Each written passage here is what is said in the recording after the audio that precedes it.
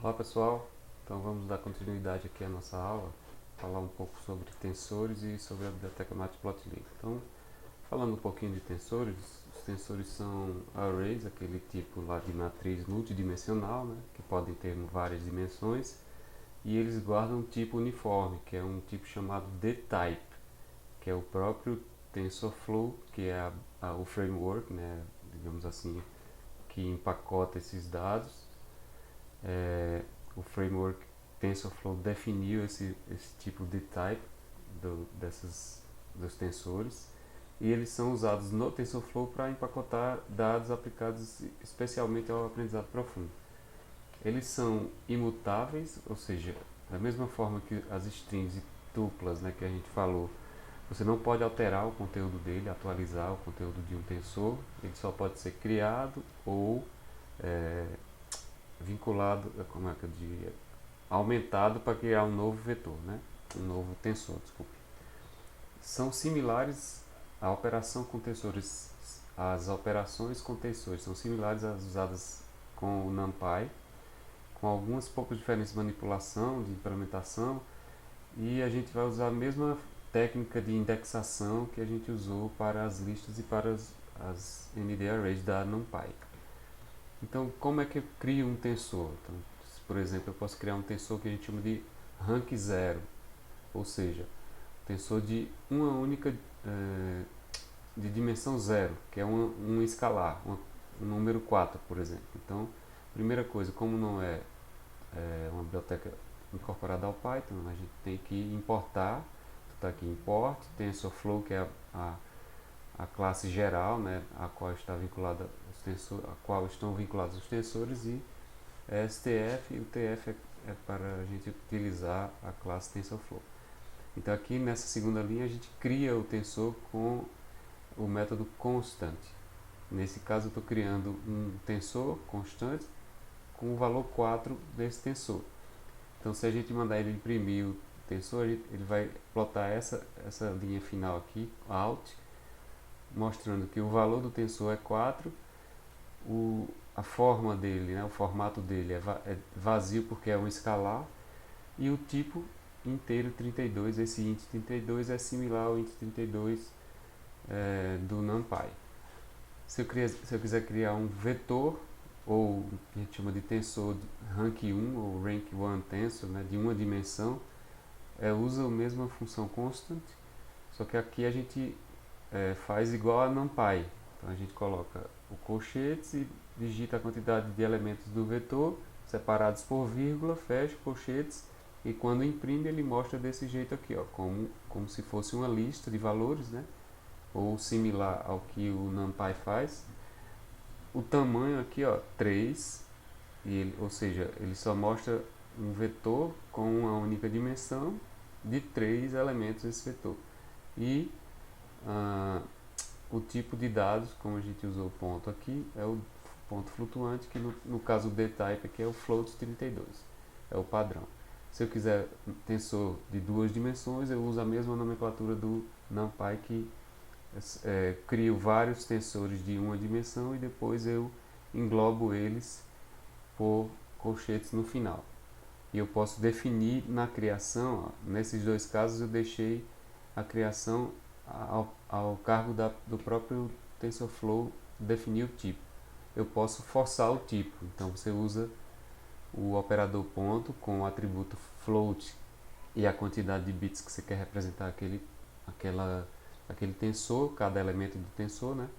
Então eu posso colocar na própria criação ó, a vírgula e o dtype igual a tf.float16, por exemplo, ou .float64 ou .float32. E aí quando eu mandar ele imprimir, ele vai mostrar isso aqui. Então aqui está um exemplo gráfico do que seria cada tensor, né? Aqui o tensor de rank 0, que é o escalar, o vetor, que é um elemento unidimensional, a matriz de dimensão 2, que é essa matriz aqui, ó, com 3 linhas e 2 colunas. Então tá aqui, ó, 3 linhas, que são os 3 vetores de uma dimensão, e cada vetor tem 2 colunas, ou seja, eu tenho uma matriz de 3 por 2, 3 linhas e 2 colunas. E eu também posso fazer tensores de maior dimensão. Um que a gente vai trabalhar muito é o de 3 dimensões, né? Ou 3 eixos, que eles chamam também 3 axes. A forma de criar é exatamente igual. Você cria matrizes de 2 dimensões. Então, ó, essas 2 linhas aqui é uma matriz de duas linhas e 3 colunas. Essa outra aqui, ó, é outra matriz de 2 linhas e 3 colunas, não, desculpe, 5 colunas. 2 linhas, 5 colunas, 2 linhas, 5 colunas, 2 linhas, 5 colunas. Separados, ó, por vírgula. Então, como é que a gente define uma matriz de uma matriz? Você escreve os vetores, né, de uma dimensão separados por vírgula e coloca os colchetes no final deles. Aí vírgula para separar a outra matriz, depois vírgula para separar uma outra matriz e tantas vírgulas quantas forem. Aqui tem um erro de vírgula, que não é para ter essa vírgula aqui não. Acho que foi no copy paste, eu devo ter errado. E aí eu fecho os dois, o tensor total, né, de 3 dimensões com colchetes. Então quando eu mandar ele imprimir, ó, ele vai imprimir esse tensor e vai dizer, ó, esse tensor tem dimensão 3, que são 3 matrizes, de 2 linhas cada matriz e 5 colunas cada matriz. Se a gente colocar graficamente, eu não coloquei esse. Graficamente a gente teria esse gráfico aqui, ó. Teria, não esse porque esse aqui foi com outra dimensão, mas eu teria, deixa eu mostrar aqui. Essa primeira dimensão, ó, 3, seria a quantidade de matrizes. Então seria 3 matrizes. Só que só mudaria a dimensão de cada uma das matrizes aqui, que no caso aqui foram feitas matrizes de 2 por 5. Eu posso manipular tensores da mesma forma que eu faço com o NumPy. Inclusive, eu posso converter um tensor para um tipo NumPy. Então, existe uma função chamada NumPy, que é depois do operador ponto, depois do nome do tensor, você coloca o operador ponto e a função NumPy, e ele vai converter aquele tensor em um array. Eu também posso fazer isso usando a própria biblioteca da NumPy, que ela aceita como entrada um tensor, então você usa nparray e essa função vai converter o tensor em um array. E a indexação é feita exatamente similarmente ao caso dos arrays, ou seja, se eu quiser o elemento 1 do vetor, do tensor, desculpe, eu faço colchetes para indicar o elemento 1 do tensor, e eu tenho que, se eu quiser imprimir o valor daquele elemento, eu tenho que convertê-lo para o tipo NumPy. Senão, se eu mandar imprimir sem o elemento, ele vai imprimir o tensor, dizendo, ó, isso aqui é um tensor de tantos valores. Eu também posso usar a indexação, ó, por coluna, por linha. Então eu quero plotar apenas as colunas 4 de cada tensor. Então eu faço essa nomenclatura aqui e imprimo, ó, tá vendo que ele não imprime o elemento, ele imprime o tensor mostrando o shape. Se eu colocasse aqui ponto NumPy, ele imprimiria só essa matriz aqui, esse array. Bom, e aí existe uma infinidade de coisas que se pode fazer com o tensor, e caso alguém tenha interesse de estudar um pouquinho mais, é só acessar esse site aqui que tem muita coisa, muita função para ser usada. Uma outra coisa que eu queria falar era sobre a biblioteca Matplotlib, que é uma biblioteca usada para criar visualizações estáticas, animadas ou interativas. Ela permite você fazer inclusive interações com as visualizações, com os gráficos, né? Produz figuras de alta qualidade, ou seja, de alta resolução para você salvar em documentos, por exemplo, e pode ser usado em diversos ambientes de programação, como o Jupyter Notebook, o Colab que a gente está usando, o Spider, caso alguém use também, você pode criá-lo no script. Então é bem fácil de usar e bem prática. Caso vocês queiram também entender um pouco mais da biblioteca, pode acessar esse matplotlib.org, que lá tem uma documentação extensa. Então, só mostrando um exemplo aqui como é que a gente usa o Matplotlib. Ela não é incorporada ao Python, então eu tenho que importá-la. Eu posso importar o import matplotlib as mpl para importar a biblioteca toda. Eu posso importar partes da biblioteca, como essa pyplot aqui, ó, que é uma subbiblioteca da Matplotlib, que a gente vai usar muito também. E essa nomenclatura é padrão, PLT. E em algumas situações eu preciso também importar o NumPy para usar algumas coisas da Matplotlib. Essa biblioteca ela produz gráficos usando o objeto figure, e esse objeto figure contém outro objeto chamado axis, que é eixos. Então a figura contém eixos, um ou mais eixos. E isso nada mais é do que uma área que contém pontos que você especifica em coordenadas x, y, se for bidimensional, x, y, z, está errado aqui, se for em 3 dimensões, θ e r se for um gráfico polar. Então você tem muitas variedades de opção para inserir pontos nos seus gráficos.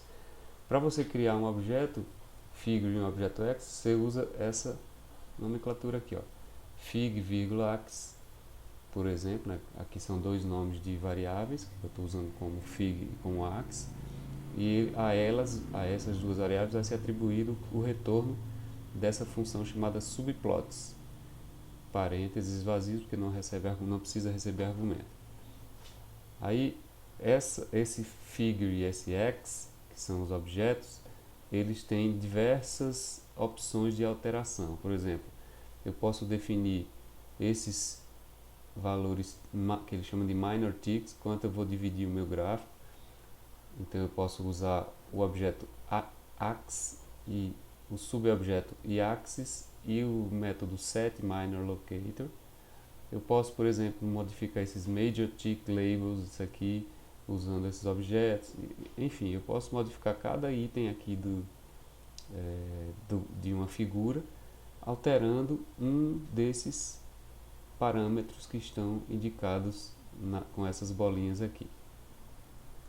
Então, um exemplo simples aqui para vocês terem noção e poderem aplicar depois nos exercícios é esse exemplo de você criar um gráfico com 3 curvas, uma curva linear, uma curva quadrática e uma curva cúbica, né? Então eu crio aqui, ó, aqui está a criação do subplot, aqui eu defini o tamanho da figura, então vai ficar uma figura achatada porque ela vai ter 5 de comprimento e 2.7 de altura. Eu posso alterar esses valores para modificar a proporção da figura. Aí, uma vez criados os objetos, eu posso usar o ax. Só voltando aqui, ó, a maior parte das alterações do gráfico é feita por meio do objeto ax. Ó, ax. Então eu uso o axplot, por exemplo. Esse axplot ele vai plotar a reta. O que é que ele vai receber como argumento? O plot é um método que vai gerar os pontos, né, para serem plotados no gráfico. Então, x, eu esqueci de dizer que x aqui eu usei uma função do NumPy para gerar números 100 números entre 0 e 2. Quem faz essa função, quem faz isso é essa função, ou esse método chamado linspace. Então ele gera números entre 0 e 2, e a quantidade de números está no terceiro argumento aqui, que no caso é 100. E o plot, então, ele vai plotar x por x. Então ele vai plotar uma reta entre 0 e 2. E eu posso dar um nome a esse gráfico. No caso aqui, ó, o label, que é o rótulo, vai ser linear. Isso aqui, ó, eu estou plotando x com x ao quadrado, x com x ao cubo, e dando esses nomes para os labels. Esse aqui, ó, setXLabel, setYLabel, é o nome que você vai colocar aqui e aqui. O setTitle é o nome que você vai colocar aqui em cima, e o legend é para ele mostrar a legenda de acordo com esses labels que você definiu aqui. Então, com isso você cria um gráfico dessa forma aqui. Outra maneira é usar o próprio, deixa eu só voltar aqui, ó. Aqui eu usei o x, né, que é o objeto criado no subplot. Outra maneira é usar o próprio PLT, que foi da biblioteca pyplot.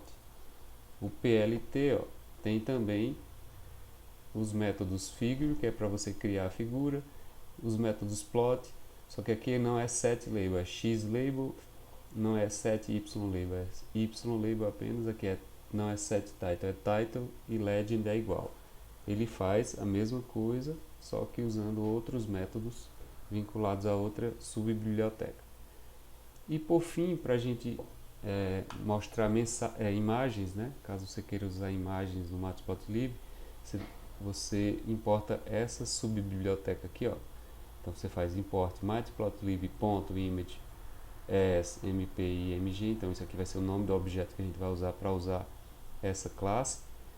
E dentro dela tem um método chamado imRead, que é leia imagem, que você dá você fornece ao método a localização da imagem que você quer mostrar. No caso aqui, eu usei o próprio Google Drive para, já que a gente está usando o Colab, lá no Colab você tem como montar o seu Google Drive e ele você ter acesso aos arquivos dentro do seu Google Drive. E para plotar a imagem você usa o método imshow do objeto pyplot, né? E ele plota a imagem como está mostrado dessa forma aqui, com o eixo padrão, já que eu não defini nenhuma coisa aqui dentro do imshow, mas você pode retirar esses eixos para mostrar a figura como ela é sem esse eixo. Bom, então era isso, gente, que eu queria mostrar para vocês, e eu vou disponibilizar em breve os exercícios para que vocês possam fazer o exercício com data prevista de entrega até dia 2 de dezembro. Então, muito obrigado a vocês e até a próxima.